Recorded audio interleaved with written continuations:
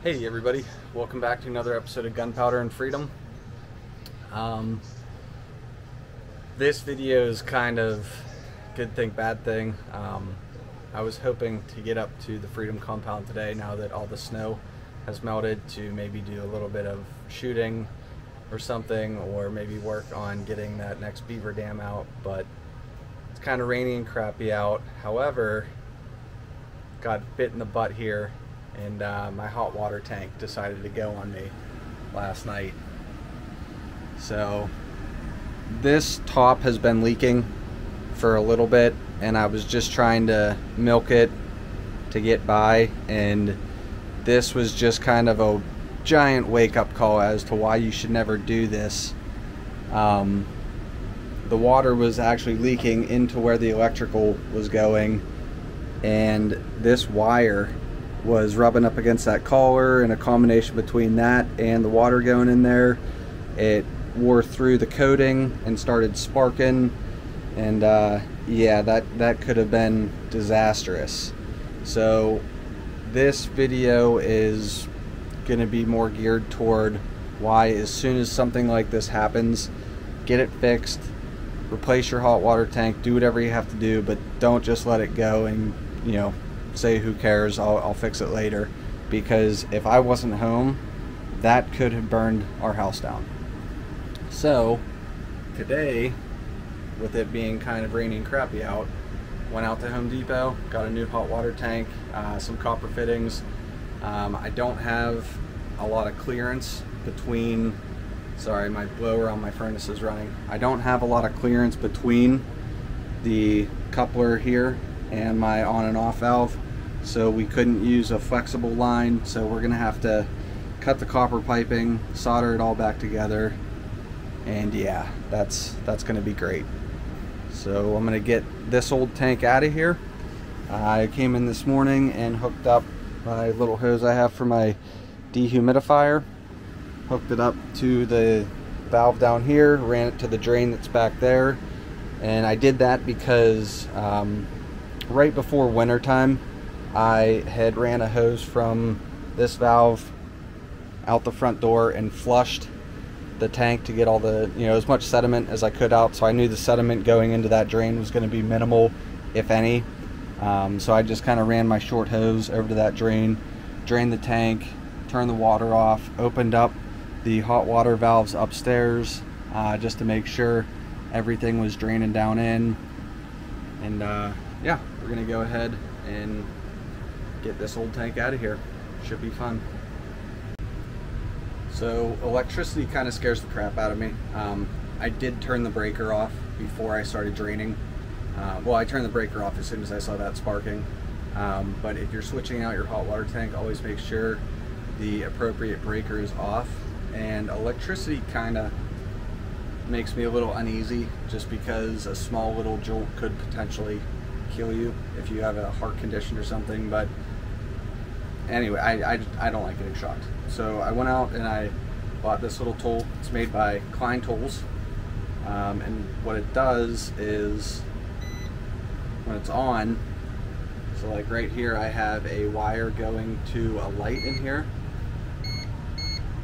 it'll detect any sort of electricity flowing through there.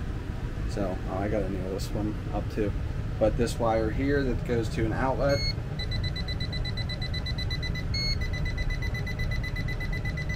see, that lets you know. So we come here to our power supply for the hot water tank. No beeping, no light going off. We know the power is dead to this.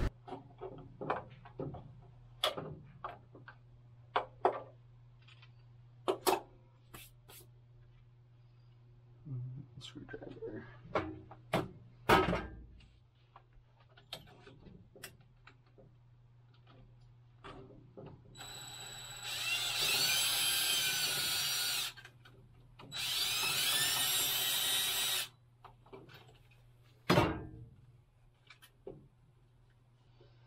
Now, whenever I'm cutting these off, I am going to cut them close to the coupler here. Just that way, I'm going to give myself as much extra room as I can.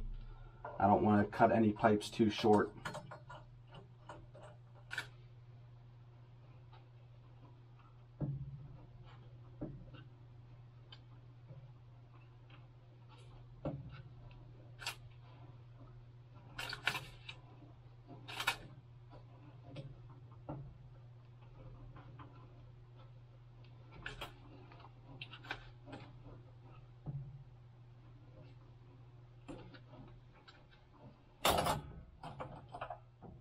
There's one. Let's move that ground clamp up.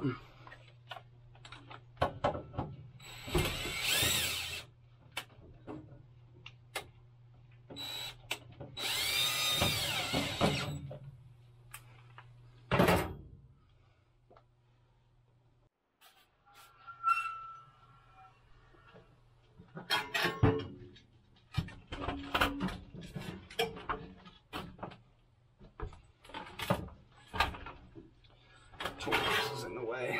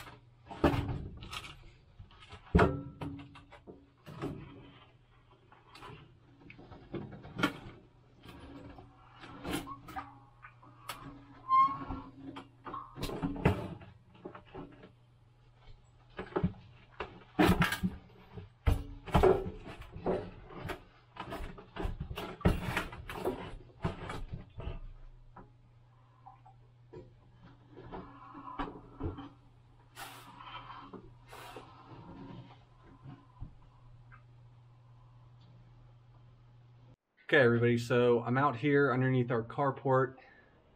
Wish I had been able to build the garage this year, but you know, things happen.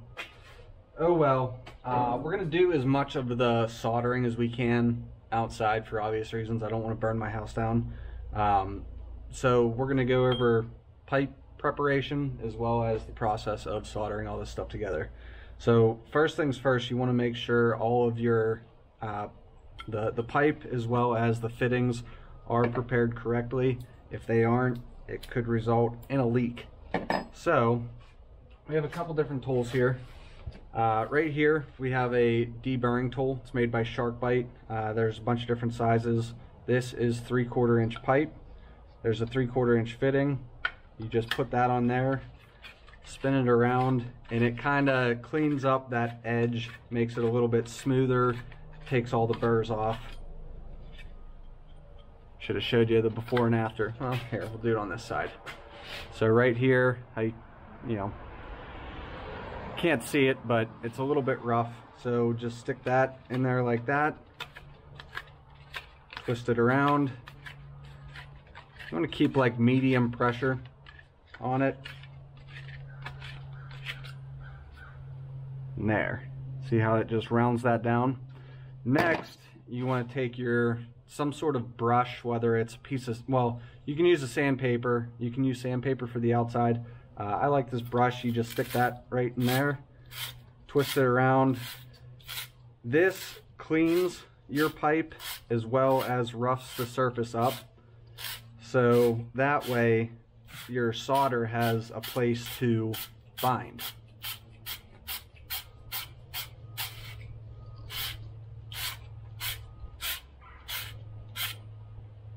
See the difference there? Non-end, brushed end. Next, the fitting that this is going into. So we're going to be doing our expansion valve right now. The fitting for this, we have our male end here, the female end on this side. We're going to be using Teflon tape and pipe dope on that. The end that we just cleaned up is going to be going into our female end here. But first, we want to make sure this is all cleaned up inside. So now we use our 3/4 inch brush like that.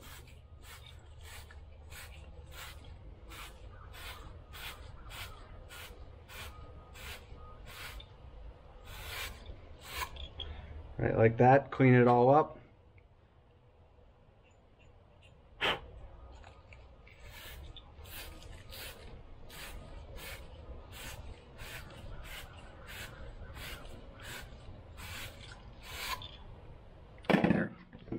So now these two ends will bond really nice after we get our flux and our solder on it.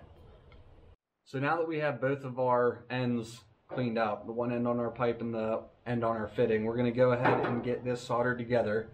We have our propane torch, we have our soldering paste, and our soldering wire. We're going to go ahead, put a coat of soldering paste on the pipe. Goes on a little bit easier.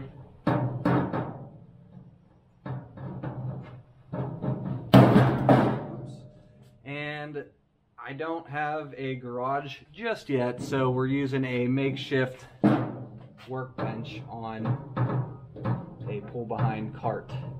But you know, you gotta do what you gotta do.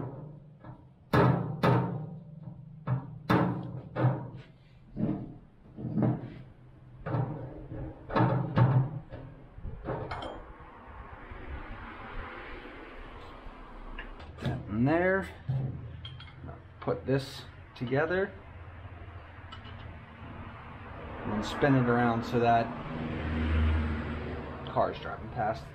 So that soldering paste really sits in there. Then what you're going to do is you're going to take your soldering wire and start at the bottom. The reason you want to start at the bottom is the heat is going to transfer up. If you start at the top and solder down, the pipe on the lower end is going to be cooler, so as that solder melts, it's just going to roll and bead and fall right off. So if you start at the bottom and work your way up, it's the bottom of the pipe's going to be hot, so it's going to keep pulling that solder in. So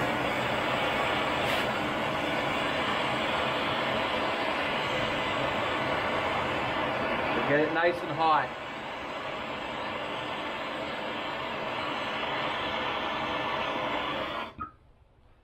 And watch your fingers.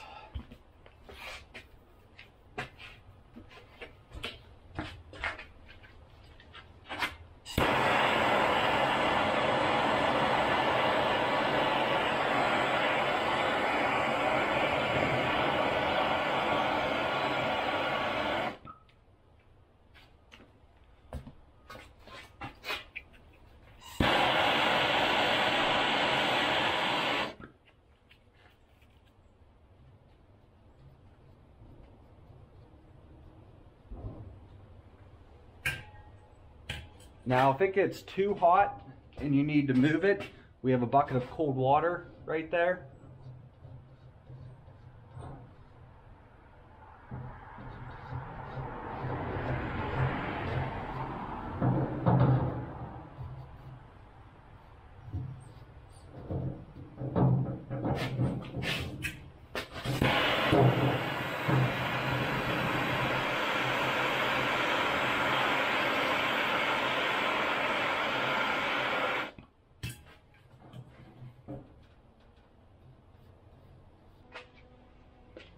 So the pipe that we just soldered this fitting on, it's for our pressure relief valve.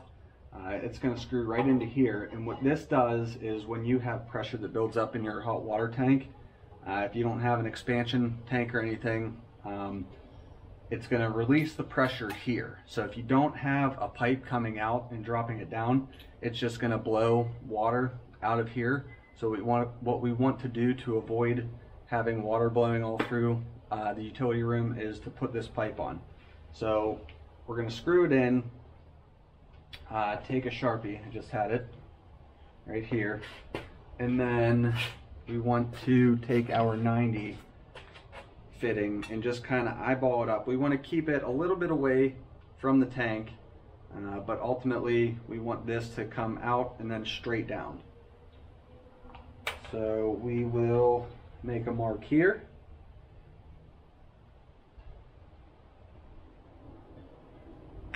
That'll be good.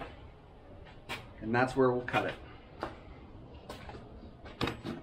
Take our little cutter tool, open it up.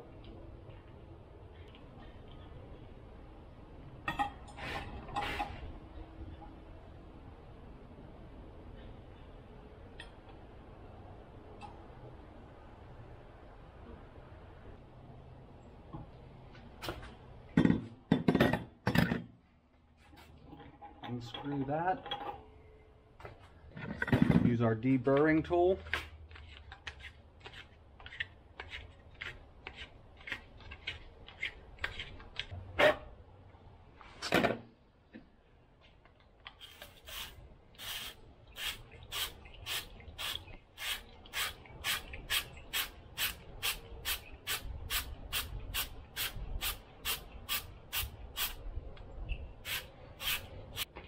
So now that our ends are prepped and ready, we're going to go ahead and get some flux on this, move over to our makeshift workbench, and get these soldered together.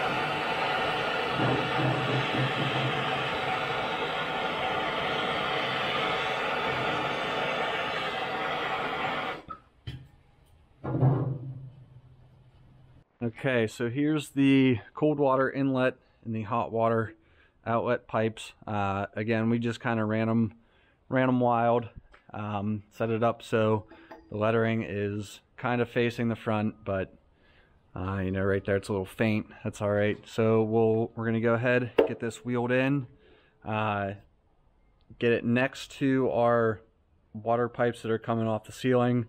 We'll get a measurement, we'll cut it.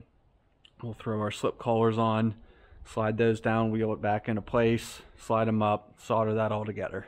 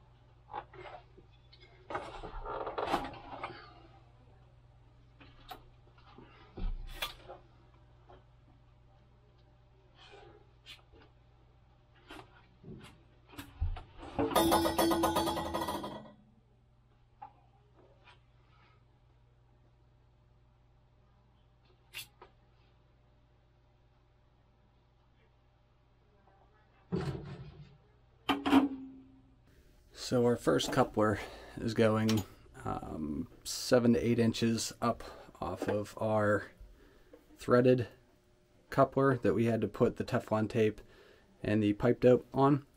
So what we did to help kind of take it easy on this setup down here is we took cold wet rags and wrapped it around there. That way when I'm hitting this with the blowtorch, the heat isn't traveling down below here too fast. These cold wet rags are going to really help to absorb that heat and take a lot of the unnecessary heat off the pipe that has the tape and the pipe dope on. Whew.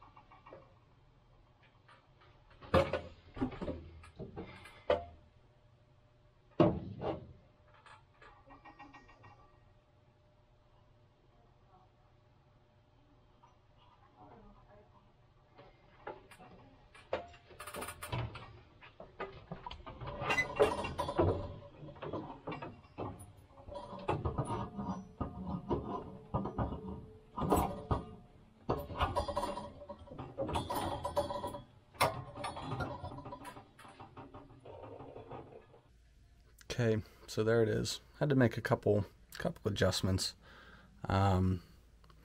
The hot water outlet pipe right here had a little slow leak coming out at the threading. So just kind of cut that pipe and went in, cleaned up the threads, put more Teflon tape on, put more pipe dope on, resoldered a new slip collar together. And, you know, the solders aren't the cleanest. Some of them are pretty decent, but then there's ones like this where I kind of got in a little hurry, so they don't look the prettiest, but, you know, it's watertight. No leaks, all the wires connected, and we have hot water, so I can go ahead and get this room cleaned up, and we're back in business. So, not really how I wanted to spend my day, but you know, we have hot water, we have a brand new water tank, so it'll be nice and reliable. And as an added bonus, I'm taking the old hot water tank up to the lead dump and I am blowing that thing to bits. So be on the lookout for that video. Thank you guys for tuning in to another episode of Gunpowder and Freedom. If you like what you saw, please click the like and subscribe. Don't forget to like us on Instagram, and I will see you next time. Have a good one.